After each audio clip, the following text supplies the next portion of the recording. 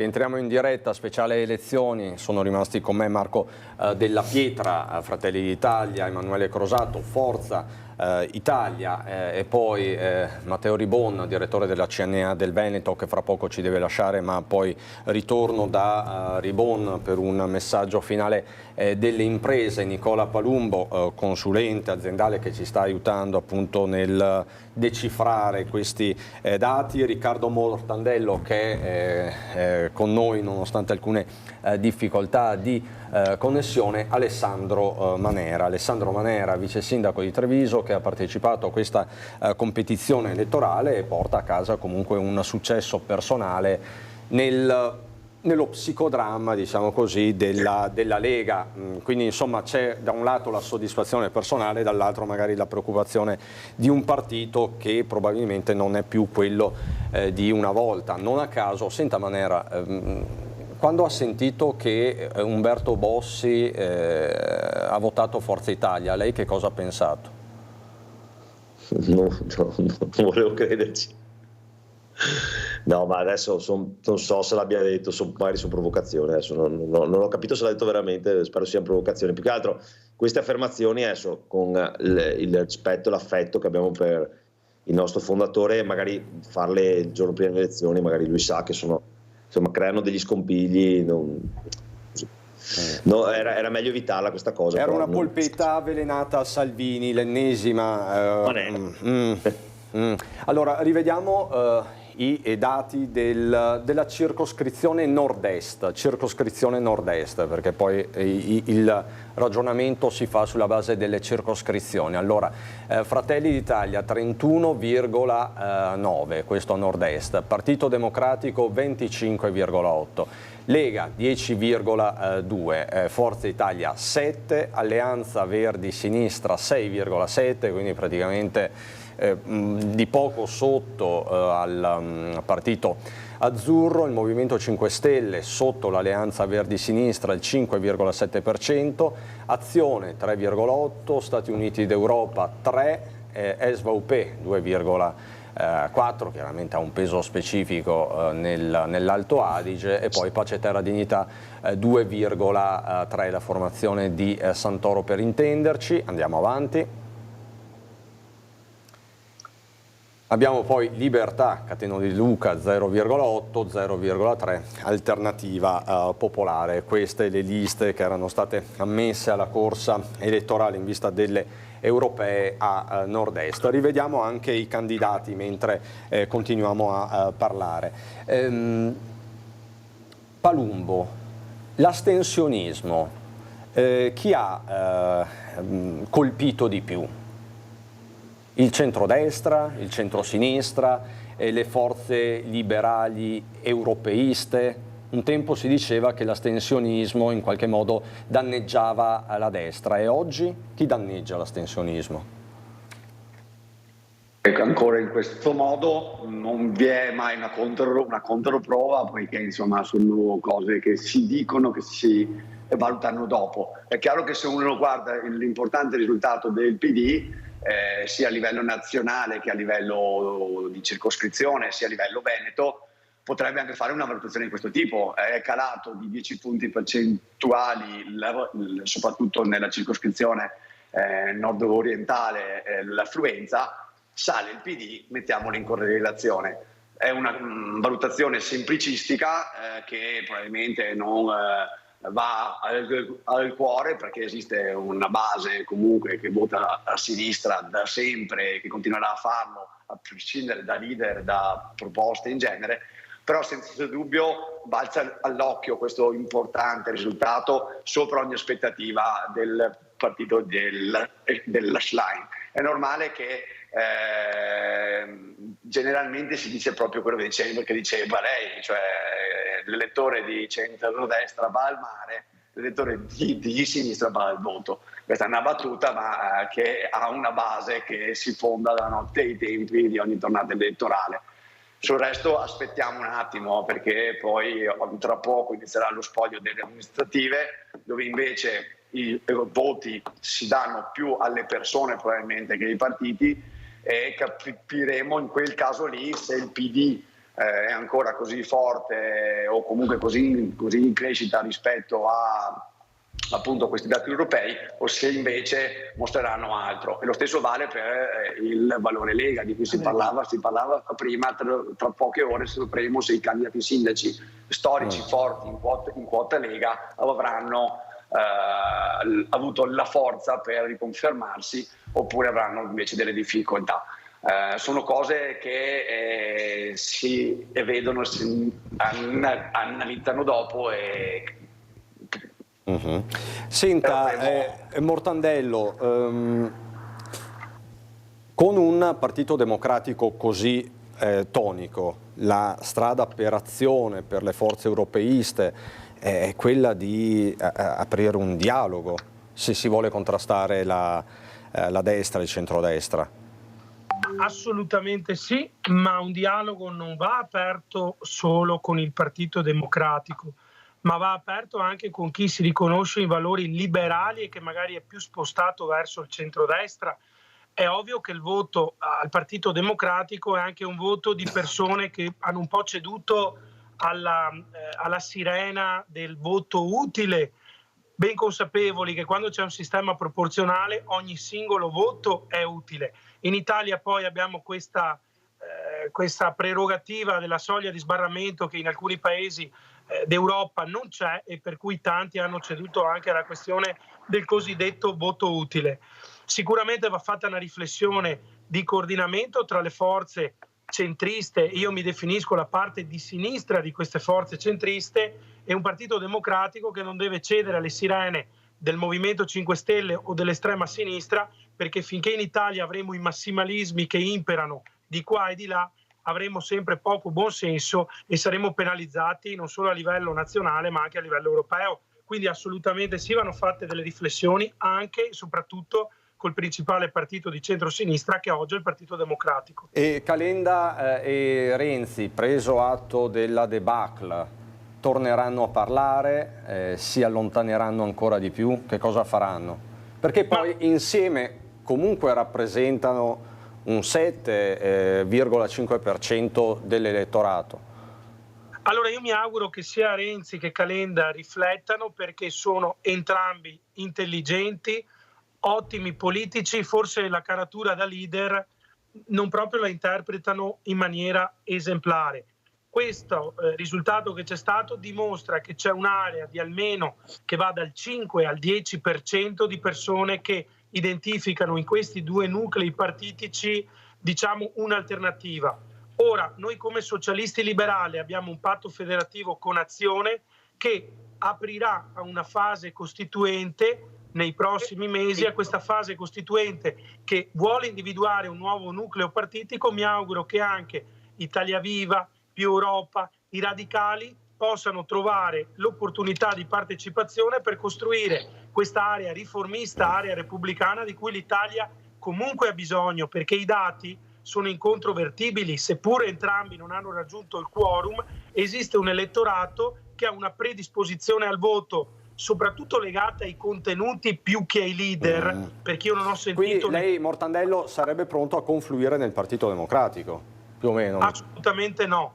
Io sono pronto a creare con Azione un partito repubblicano che possa dialogare con tutti i partiti e le entità partitiche che si riconoscono nel riformismo italiano. Quindi non schiavi del leader, ma figli, diciamo, di una cultura politica che va a valorizzare gli amministratori locali. Io sono sindaco, va a valorizzare gli iscritti territoriali, che poi sono quelli che ti fanno avere i voti, perché anche la Lega non può nascondersi dietro il dito di Vannacci, perché la Lega quello che sta perdendo sono i militanti sul territorio. Ecco, noi vogliamo raggiungere l'obiettivo opposto, che è quello di costruire una rete che parta dal basso e che poi faccia emergere i leader, che non devono essere dei capetti di partito che decidono la buona o la cattiva sorte, ma dei veri leader che portano appunto vantaggi. Quindi cercasi leader sul territorio, la caccia è aperta. Matteo Ribon, poi Ribon ci deve lasciare. Le chiedo in sintesi l'agenda delle imprese per l'Europa che verrà.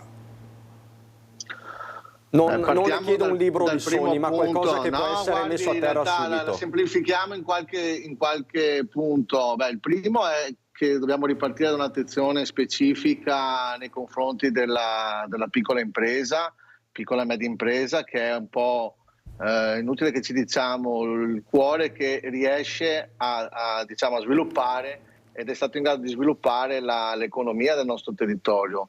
Questa attenzione va ripresa anche nelle scelte strategiche che assumerà la Commissione europea e il Parlamento nei prossimi anni.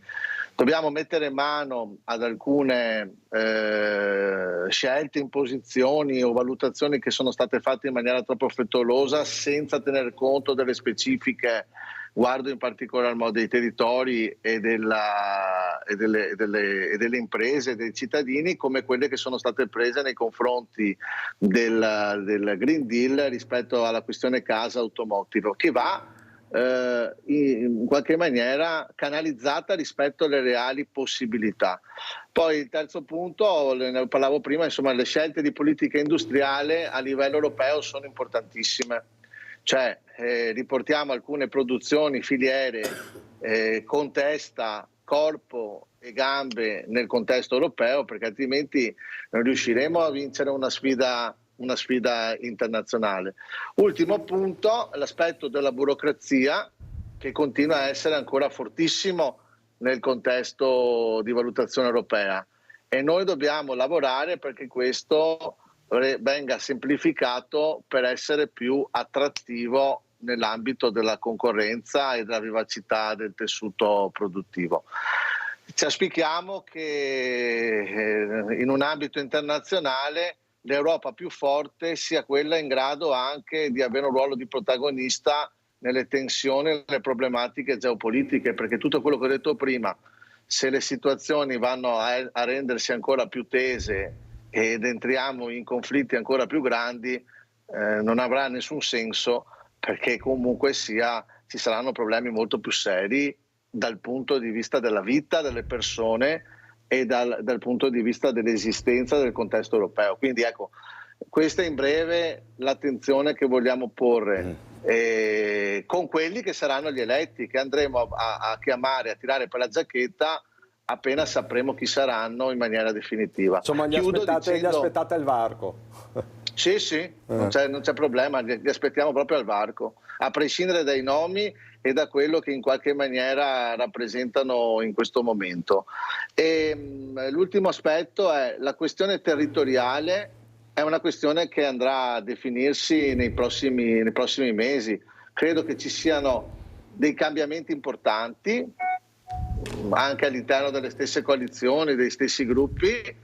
Noi pensiamo che l'ancoraggio al territorio sia un elemento che ha contraddistinto il Veneto, e quindi chiunque ha numeri, uomini, donne, capacità nell'ambito del territorio da mettere in evidenza deve fare i conti comunque con un legame stretto col territorio. Quando si perde questo legame si perdono voti e si perde consenso.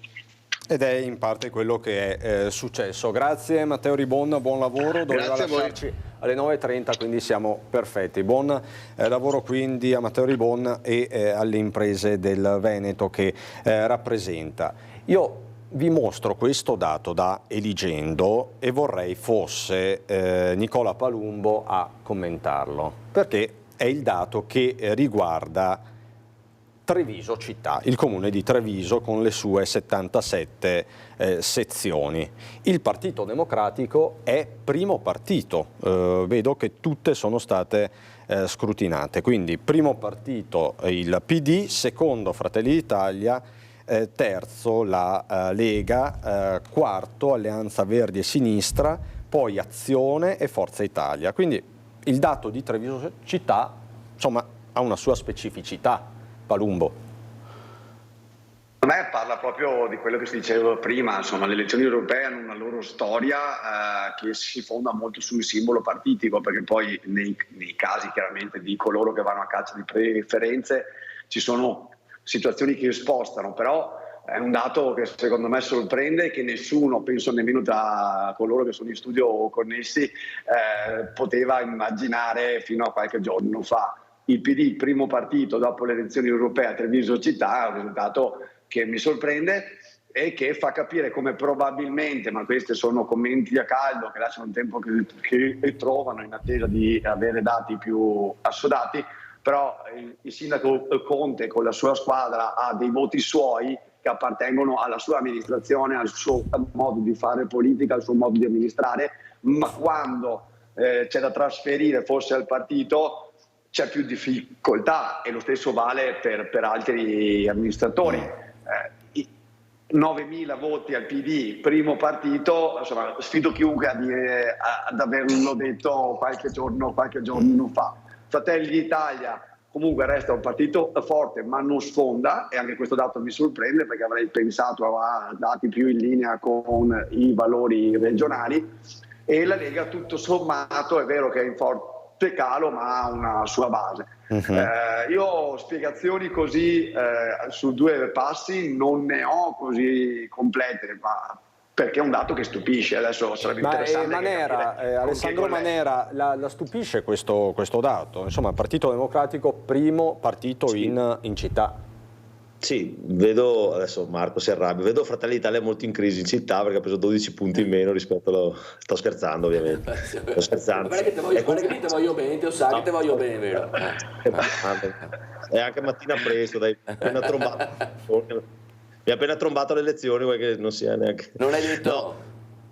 Allora, è chiaro, è quello che dicevo prima, sono dei dati. Se adesso Marco, onestamente, se tornassimo alle elezioni, mai dire mai, a Treviso, secondo te il PD prenderebbe quel dato e noi probabilmente stravinceremo come la volta prima, perché sono elezioni diverse, sono elezioni in cui probabilmente, guardate che io il dato vero politico è il risultato della slime, perché senza il PD a livello nazionale, senza proporre nulla, guardate, io è andato via i rappresentanti degli industriali prima e mi dispiace perché io ho fatto una campagna elettorale in cui sono andato anche a parlare molto di cosa voler fare in Europa dal punto di vista delle aziende, ma quando andavi a un dibattito ti chiedeva solo la pace nel mondo, le regionali, la Meloni e Salvini e Vannacci, non ti chiedevano mai cosa avresti voluto fare in Europa se ci fossi andato, e questo ha portato al fatto che fosse stata un'elezione su il governo, chi non vuole questo governo, gli equilibri all'interno del governo, ma nessuno ha parlato di cosa volevamo andare a fare in Europa. Guarda, io avrò fatto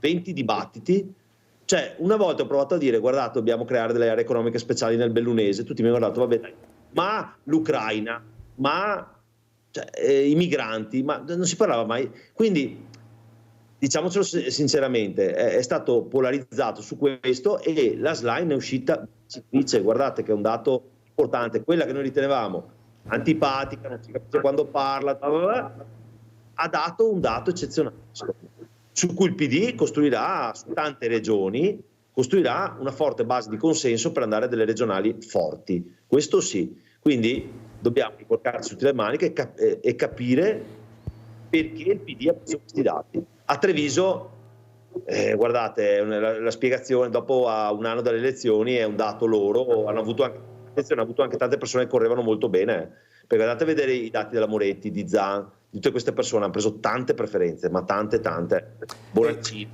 Assolutamente, poi magari rivediamo anche le preferenze dei candidati. Molti di questi in antitesi alla slime all'interno del loro partito, perché non sono tutti allineati a lei. Bonaccini sicuramente non è allineato alla slime, quindi sono dati che vanno studiati, ma non facciamoci, cioè non hanno un valore assoluto. Ecco, lei Manera vuole seminare zizzania? No, ma è un dato reale, cioè perché Bonaccini, amico della slime, sono andati al congresso uno contro l'altro, però ha preso tantissime preferenze, perché ha preferenze personali. Qui era chi era in campo che aveva preferenze personali. Guardate la Cisini. Cisini, io la conosco, ha fatto un dato eccezionale, guardate che è la sindaca di Monfalcone, non è un consigliere regionale uscente. Teoricamente dovrebbe collegarsi fra poco, ma si è collegata, la vedo, la capolista del Movimento 5 Stelle a Nord-Est, Sabrina Pignedoli. Pignedoli, buongiorno. Buongiorno a voi. Allora, mi dicono che lei risulta eletta, però vorrei che fosse lei a dirlo. È così, non è così? Cosa sta succedendo? Mi dicono di sì, però insomma manca proprio l'ufficialità, però insomma, dovremmo esserci.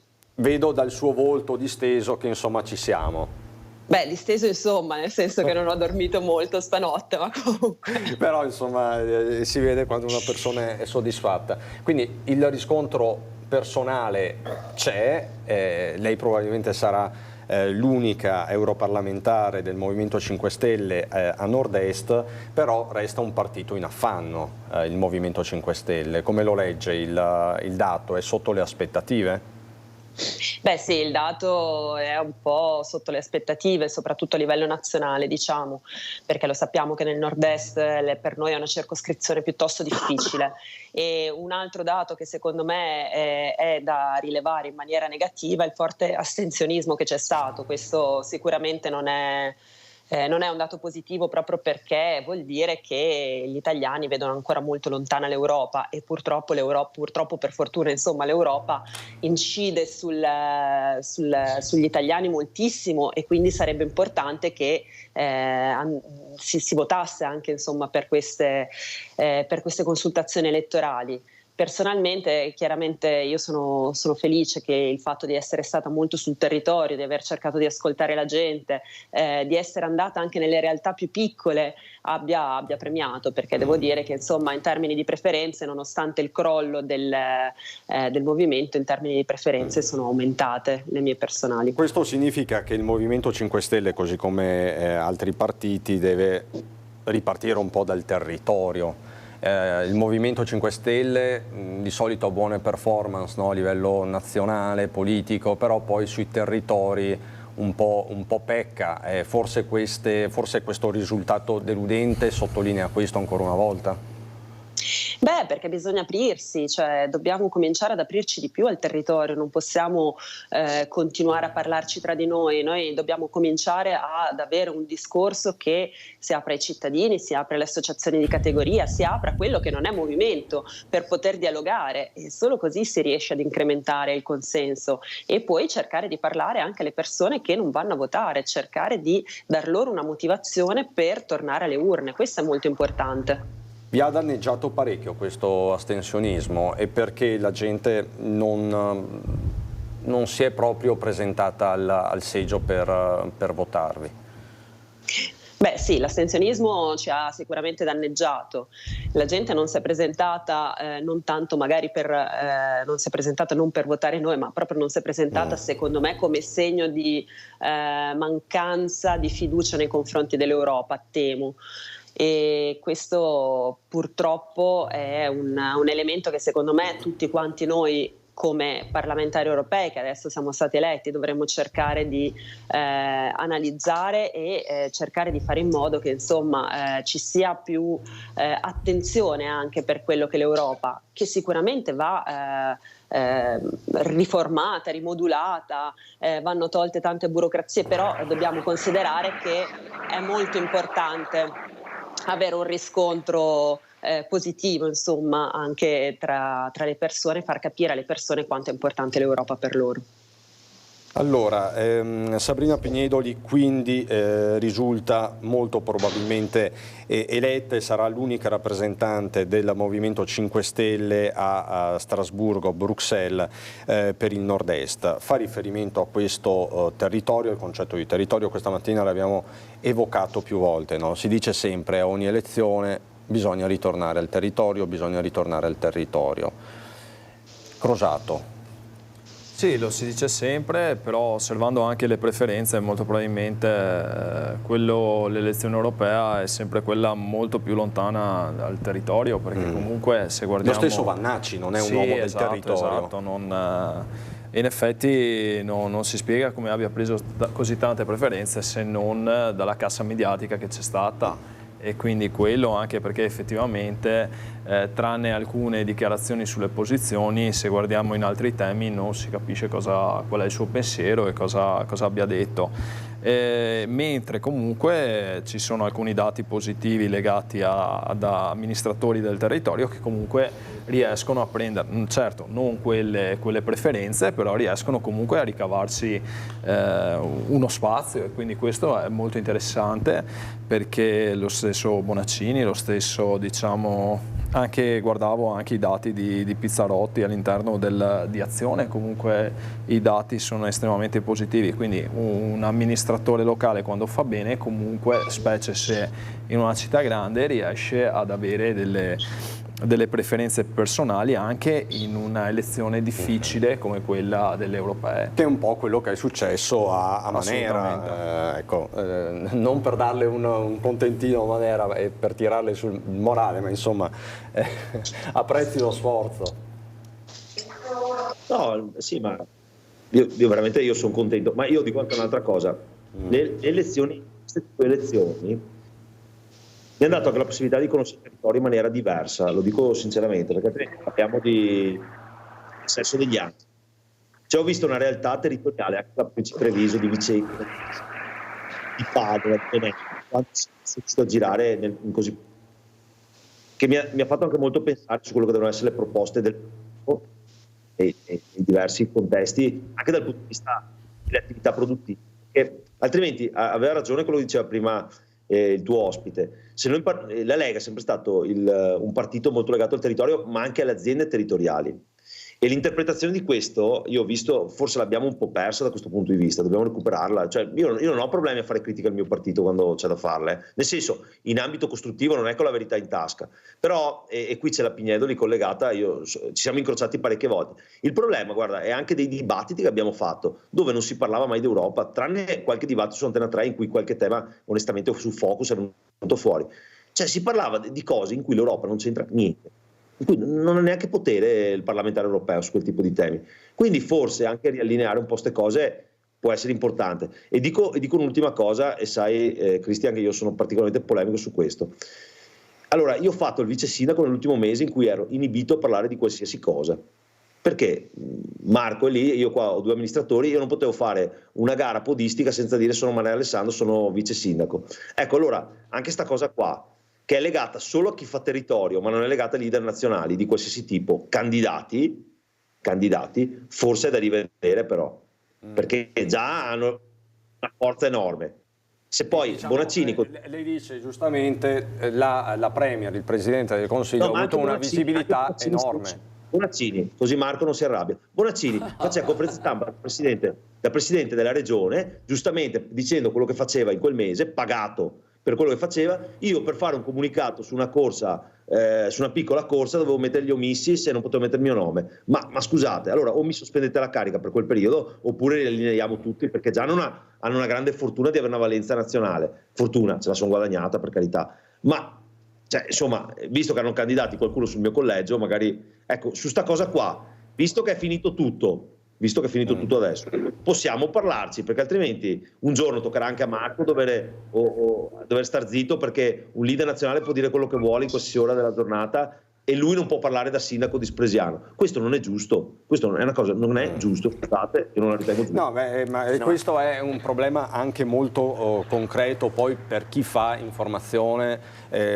Pignedoli ne sa qualcosa, è una collega giornalista, per chi fa informazione la par condicio spesso ha delle problematiche applicative enormi, però Manera dice una cosa precisa. Ma poi quest'anno in maniera particolare, perché nonostante noi non avessimo avessimo solamente la parte e non avessimo candidati, Meloni, essendo Presidente del Consiglio, è stata sovraesposta. Credo che non ne avesse nemmeno bisogno lei in prima persona, se proprio devo essere onesto, però effettivamente questa cosa qua mi ha creato un po' di scompiglio anche a noi, anche perché ci si è rifatti comunque a una normativa che aveva già qualche anno, non è che, e anche noi sindaci che avevamo la tornata delle europee siamo stati molto limitati, addirittura con i patrocini, e noi ci hanno no? Sbaglio Alessandro? Quindi sì, ma voglio dire, anche chi non era direttamente interessato e quindi magari veniva toccato di striscio, però per dire, abbiamo fatto un giornalino per le associazioni per per dare atto a loro di tutto quello che fanno, inviato alle case, non si è potuto fare il discorso, diciamo, di rito, no? Certo. Che fa il sindaco, la paginetta del Però, sindaco. appunto, dico però ai è limitante sicuramente, e per voi di più, cioè per te che hai però corso. fatemi dire alle telespettatrici e telespettatori che ci seguono che c'è una legge che noi per primi dobbiamo applicare, quindi poi è la politica che sì, però dovrebbe... in maniera così netta mi pare che sia, dopo correggetemi se sbaglio, pare che sia la prima volta che viene applicata proprio così. Poi io sono 10 anni quasi che sono sindaco. Mortandello è sindaco di Montegrotto ed era appunto candidato con Siamo Europei di Azione. Lei si è sentito censurato rispetto magari alla Premier o altri leader più in vista?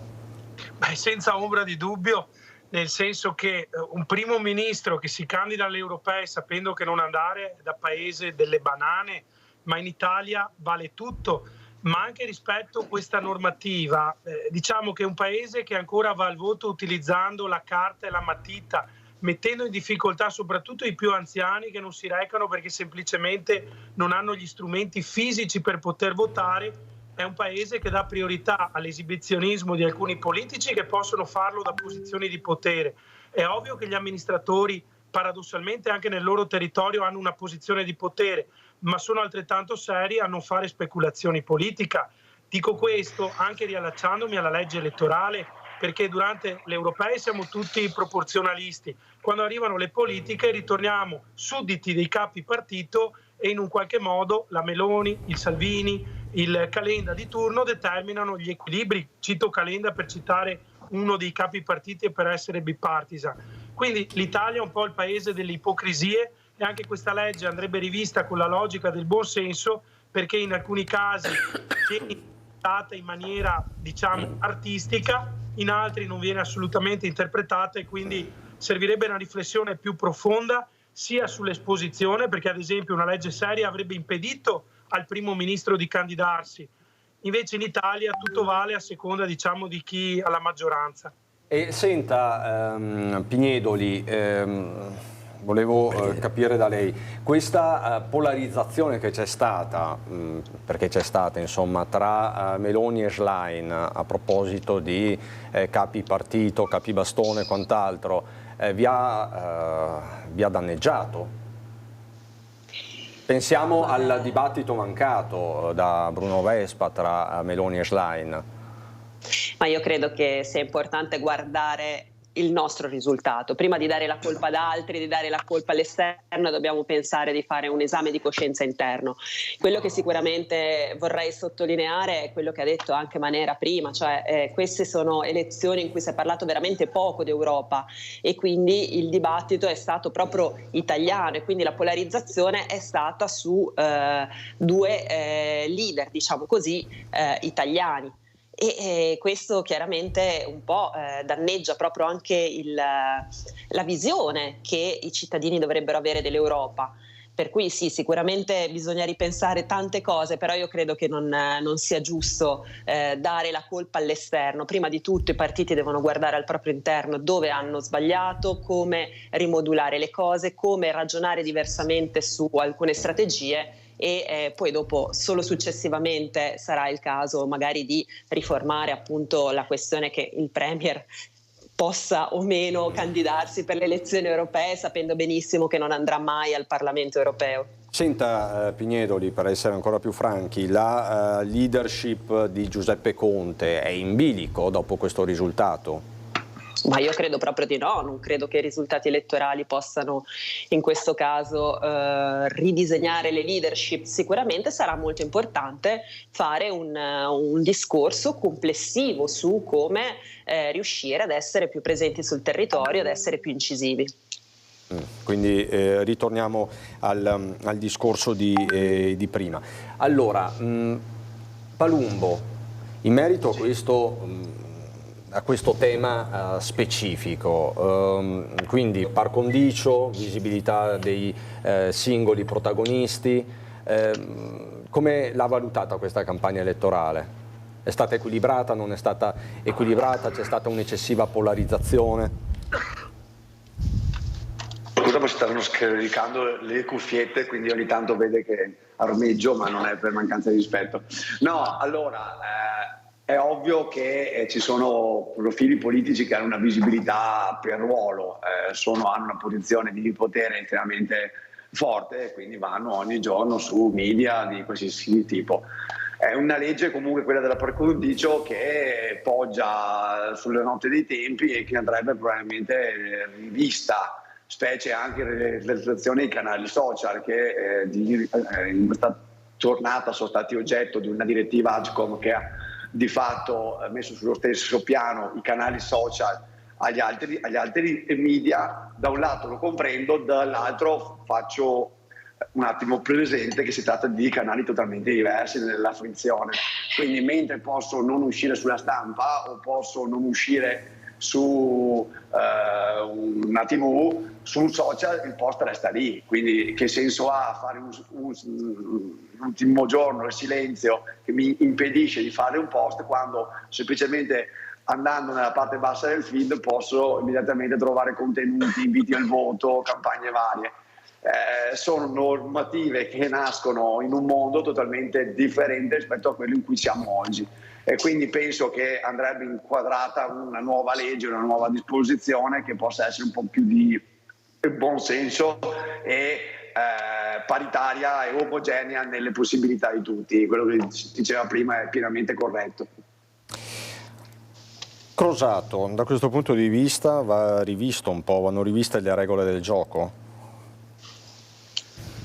Sicuramente riuscire un po' a riequilibrare quella che è la comunicazione, però sì, guarderei più adesso ai meri dati e osserverei quello che è quelli che sono i dati attuali, e dopo, insomma, da amministratore locale mi interessa magari oggi pomeriggio capire quali sono le dinamiche delle comunali. Abbiamo preso che comunque in quei comuni in cui c'era un solo candidato sindaco, comunque c'è stata una risposta degli elettori. Avevamo anche questo pericolo, perché comunque c'era il pericolo di una disaffezione, e quindi aspetto con intrepidante attesa i risultati che seguiremo ovviamente in diretta. E sempre in diretta c'è Matteo Salvini.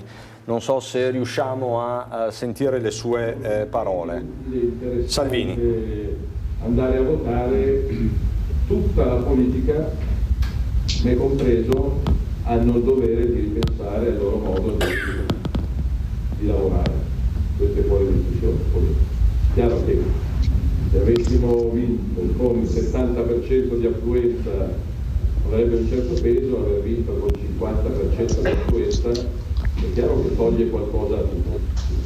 Detto questo, tutti i partiti, non so se altri partiti faranno questa considerazione, io sì, perché non mi accontento di dato di affluenza così basso. Allora, avete sentito, l'audio è quello che è, del resto è una diretta Facebook, però dice Salvini: non mi accontento, anche visto l'astensionismo. Fa bene a non accontentarsi, Salvini Manera. Sì, fa bene. Stavo riflettendo prima su questo l'astensionismo, che è un altro dato importante. Sull'astensionismo non è solo il dato assoluto, quello che potremmo andare a vedere, che sono gli unici dati che tu realmente hai, le altre sono tutte ipotesi, è che fasce di età non hanno votato, che è un altro dato, perché se tu hai il 50%, ma di quel 50% tu hai gli under 30, di cui non ha votato l'80%, e tu stai facendo il PNRR Next Generation EU esattamente per loro, cioè perché sono tutte opere che usufruiranno soprattutto quelli delle prossime generazioni, è un altro dato oggettivo, quindi non è solo il dato assoluto da andare a vedere, è quali fasce di età non hanno votato. Guardate che secondo me, se andiamo a fare questi micro dati, anche io dico ho degli amministratori lì anche all'interno dei nostri comuni, perché quando tu fai delle operazioni all'interno dei comuni e poi vedi che non vanno a votare esattamente quelli magari a cui tu ti rivolgi, forse una riflessione dobbiamo farla. Non è detto che abbiano ragione loro di non andare, attenzione, non sto dicendo quello, però un dato oggettivo dobbiamo farlo, e secondo me, guardate, gli under 30 sono andati, per l'80% non sono andati a votare. Quindi questo è un dato, Palumbo conferma, c'è questa percezione? che i giovani manchino all'appello. Sì, allora questo è un dato senza dubbio, perché è un percepito importante, non abbiamo dati in questo momento. L'unico dato che abbiamo, secondo me ha un po' di interesse, riguarda i partiti che hanno attratto maggiormente gli under 30 e sono tutti di sinistra o di area quindi abbiamo il PD, abbiamo l'area Verdi e abbiamo il 5 Stelle, se si può mettere in quella posizione di sinistra, diciamo. A dimostrazione che probabilmente certi temi come l'ambiente, l'ecologia, certe sensibilità sul lavoro probabilmente sono più avvertite come importanti da quella fascia lì in relazione a quei partiti. Ci sono partiti come Fratelli d'Italia, che è il primo di centro-destra ad attirare il voto under 30 con un 14%, la Lega molto bassa. Sono dati che i colleghi di Quorum U-Trend hanno pubblicato ieri sera, che sono reperibili online, che veramente hanno un interesse alto per chi fa politica e analisi, perché ci dicono come si è spostato l'elettorato medio in relazione alle fasce d'età. Ci sono temi che secondo me divergono tra le generazioni di sessantenni, di ecologia, ambiente, Green Deal, non ne voglio sentire parlare. Le generazioni under 35 sono quelle che magari fanno le manifestazioni di piazza, che tendono a fare quello che serve per rispettare maggiormente l'ambiente e che quindi vanno al voto dando il voto a chi forse interpreta quel pensiero in modo più puntuale. Altro non possiamo dire ora, senza dubbio però le fasce giovani difficilmente vanno al voto. E questo è un tema. Crosato. Sì, è emblematico, insomma, e ci fa riflettere. Alcuni temi molto probabilmente li affrontiamo, forse sbagliamo a comunicarli, perché lo stesso Alessandro, molte volte ci troviamo, io sono un agronomo, lui è sempre attento alle politiche verdi, e non riuscire a comunicare a quelle persone che sono molto più attente a queste tematiche, molto probabilmente stiamo sbagliando qualcosa. Dovremmo rivedere anche nella comunicazione dei partiti di centrodestra, di rivedere un po' la comunicazione verso quelle persone che non sono andate al voto. Però è interessante un'altra cosa: se andiamo a vedere la prima elezione europea degli anni 70, la partecipazione è stata dell'85%, quindi è proprio un dato stranissimo nei confronti di, soprattutto se letto adesso, sarebbe bello capire anche lì le dinamiche per età di allora, e forse capiremo cosa abbiamo sbagliato. Ecco, però è interessante questo prospetto di U-Trend. I tre partiti del campo largo si contendono il primo posto tra gli under 30, quindi il Partito Democratico il 18%, Movimento 5 Stelle il 17%, 16% e, come diceva Palumbo, Alleanza Verdi Sinistra. Quindi gli under 30 votano a sinistra, Palumbo. Sì, però Cristiano, scusami. Palumbo? Un attimo che sto mettendo le cuffie che mi fanno... Allora facciamo così, in attesa che Palumbo si rimetta le cuffie, saluto Alessandro Manera che deve lasciarci. Allora, Alessandro Manera, grazie davvero, comunque complimenti per il risultato. Questo risultato comunque, lei dice ogni elezione fa storia a sé, però direbbero i veneti fa Musigna, no? Fa Musigna questo risultato, se lo può utilizzare, che ne so, magari in vista delle regionali. Posso dirvi, vale per la soddisfazione di aver visto i trevigiani votarmi, non vale nulla dal punto di vista politico, perché se andassimo alle regionali ci sarebbero altri competitor in campo anche del mio territorio, quindi sarebbe un'elezione diversa, ce lo dico sinceramente. Io sono contento del mio risultato. Manera, questo è il titolo, non batte cassa. No, cosa devo fare? Ho un sindaco, giustamente, più di quello sono il vice, cosa devo diventare? Il prosecco sindaco, cosa divento? Dai. No, faccio complimenti a tutti. Allora. Però ecco, scusami Cristiano, io dico una cosa e lo dico: attenzione ai dati U-Trend corretti, ma quelle sono delle analisi. Invece i dati di chi non è andato a votare sono dati oggettivi. Cioè li vedremo, faremo un file Excel dall'elettorale, dal nostro elettorale, diremo queste persone non sono andate a votare, quelle sono certe. Tutti i sondaggi sono delle tendenze, che sono una cosa diversa. Attenzione a confondere i due piani. Cioè noi siamo sicuri di chi non è andato rispetto ai dati certi. Youth Trend, sì. No, chiarissimo, anche questa è o no, Palumbo. Fatta dopo il voto, È un'analisi fatta dopo il voto quella, non è un sondaggio. Ma su quanti, scusami, su quante persone è fatto? Cioè, è sempre quello. Questo è da chiedere all'analista. Io prendo il dato perché è stato portato ieri a Sky come dato a consultivo, diciamo, non fatto attenzione, prima. È interessante, però sicuramente il dato oggettivo è quello che uscirà dall'elettorale, il nostro elettorale, che dirà queste persone, questi uomini, queste donne e le fasce di età. Quello è un dato assoluto. E lì sarà una debacle dal punto di vista del fatto che lo sappiamo già, che tantissimi giovani, l'80%, non sono andati a votare. Questo ci deve far pensare, lo dico a tutti, perché altrimenti rischiamo di diventare veramente anche una classe politica che guarda solo al proprio core business, che sono quelli che vanno a votare e non saranno più giovani. Questo dobbiamo rifletterci. Grazie Alessandro Manera, buon lavoro. Grazie, buona giornata. Arrivederci. Ciao. Allora io saluto anche, ce l'abbiamo fatta con lo Skype, Riccardo Mortandello, eccoci qua. Ce la faremo, ce l'abbiamo fatta Mortandello. Grazie. Adesso per lei ricomincia, riparte, non è mai finita la vita da primo cittadino, ma insomma dopo questo banco di prova delle europee sogna più in grande, sogna le regionali, sogna le nazionali?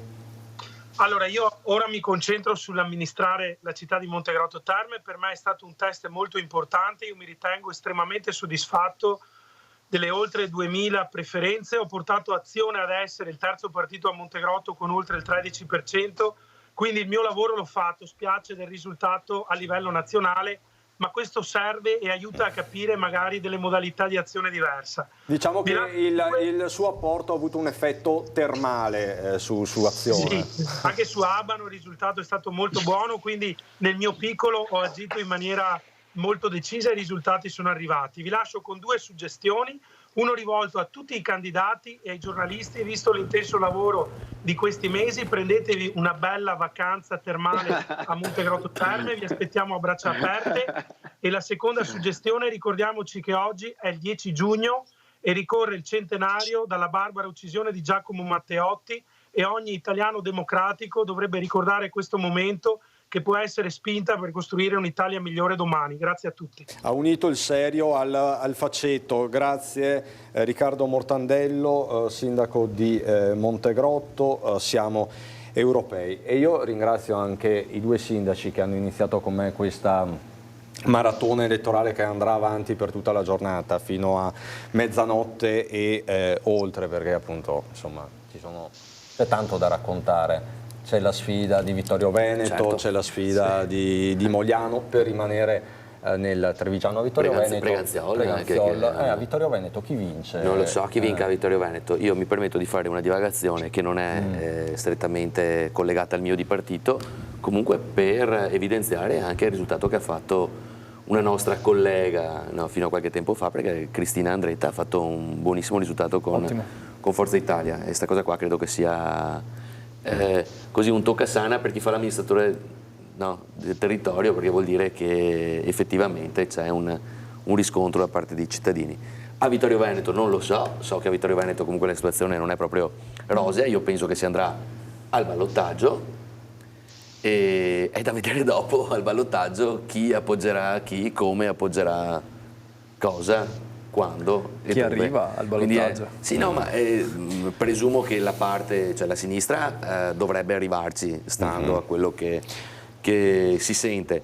E poi ci sono i due partiti, uno facente capo a Posocco e l'altro invece a aiutami, che adesso non mi ricordo, a Braido, esatto, dove c'è anche Fratelli d'Italia. Tra l'altro. Lì sì, c'è ragazzi, un po' Zemattina che per me. No, dico, alla fine cioè bisogna vedere poi loro due come si atteggeranno. Sì. Insomma la nostra Lina Paronetto sta raggiungendo Vittorio Veneto e quindi insomma poi vi racconteremo anche l'attesa di Vittorio Veneto a partire dalle 11, ma per il momento rimaniamo concentrati sulle europee che, lo avete capito, avranno delle conseguenze a livello regionale molto molto interessanti. Condividono, Assolutamente, sì, assolutamente lo avranno. e lo saranno, è stata una cartina tornasole, i dati sono comunque incontrovertibili e quindi da qui si parte. A proposito, c'è Flavio Tosi? Chiedo alla regia, perché forse c'è Flavio Tosi. Allora, facciamo così, visto che c'è Flavio Tosi, io darei subito la parola a Tosi prima di andare in pubblicità, perché so che anche lui ha i minuti contati. E Tosi, com'è andata questa tornata elettorale? È soddisfatto? Non è riuscita Forza Italia nell'intento, a livello ovviamente di circoscrizione del nord-est, non è riuscita nell'intento di superare la Lega. Ma lei, insomma, ci faccia un suo bilancio. Ah, guardi, io guardo il dato ovviamente di Forza Italia in Veneto e Forza Italia a livello nazionale e il Veneto rispetto alle altre realtà. Forza Italia alle ultime politiche in Veneto, quindi un anno e mezzo fa, avevamo il 7% scarso, adesso abbiamo l'8,6%. Rispetto a tutto il nord, diciamo, calcolando dall'Emilia Romagna in su, la regione dove Forza Italia è cresciuta di più in maniera netta rispetto alle politiche, anche rispetto alle europee precedenti, è il Veneto. Era difficile, l'abbiamo sempre detto, era difficile pensare che nella roccaforte della Lega Forza Italia superasse la Lega, era oggettivamente difficile, però siamo riusciti in quello che era l'obiettivo posto dal segretario Tajani, che aveva detto il 10% a livello nazionale e diventare il secondo partito a livello nazionale. A livello nazionale mi pare che siamo sul 9,8, quindi insomma siamo assolutamente in linea con quello che si pensava, in costante continua crescita e siamo diventati il secondo partito del centrodestra a livello nazionale.